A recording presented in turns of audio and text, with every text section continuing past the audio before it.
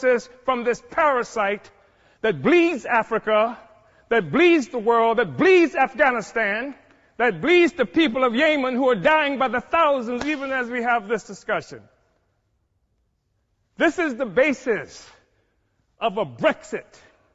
It can't stand together anymore because the host is rejecting the parasite. And it's creating crisis throughout Europe and throughout the imperialist world.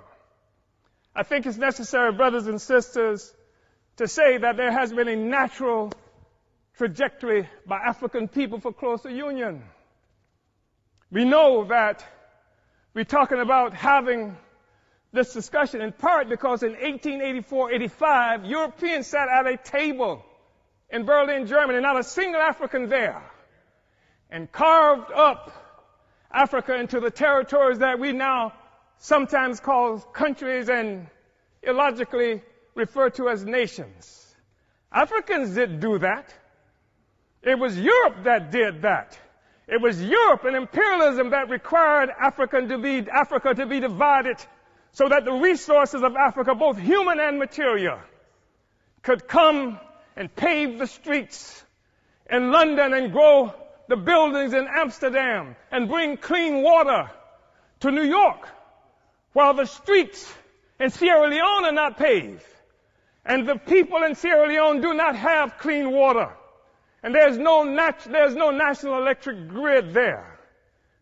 It is necessary to keep Africa divided by European imperialism and by all the imperialism in order to continue to suck the resources from Africa so that cell phones could exist here, so that Steve Jobs and the others could achieve some great notoriety from the coltan that comes from Congo, where Leopold killed at least 12 to 15 million Africans in order to conquer and keep Africa in the condition it's in today.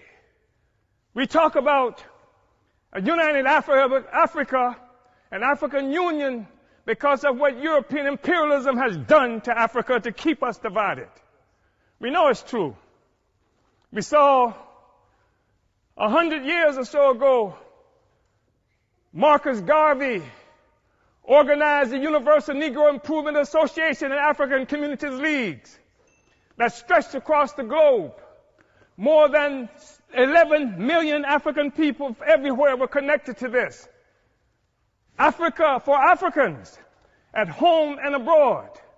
That was the cry. Not Africans for Nigerians that didn't even exist until the British created it in 1915. And Flora Shaw, the mistress who would become the wife of Frederick Lugard, came up with the name nigger area. Not this false national consciousness that has been imposed on Africans around the world. So that when the Portuguese found shrimp on West Africa and then named it for the Portuguese word for shrimp, Cameroon, it is not true that they are shrimp despite the fact that the people call themselves Cameroonians today. It is a false national consciousness. The false national consciousness that created the American Negro, that created the Black Brit, the Afro-Swede. We are one Africa, one nation, and we must have closer union. But in order for that to happen, it has to be a revolutionary union. The Organization of African Union, created on May 25th, 1963 in Addis Ababa, Ethiopia, was part of an effort to circumvent efforts by Kwame Nkrumah to build a single union of African states. And instead, we come up with an Organization of African Union that codified the colonial borders that were created by Europe in 1884 and 85. We have to be able to break out of this, but it's going to take revolution in order to do this. African revolution in order to do this. African revolution that will destroy imperialism and the world economy that's responsible for the growing immiseration of the masses of people around the world. Uhuru.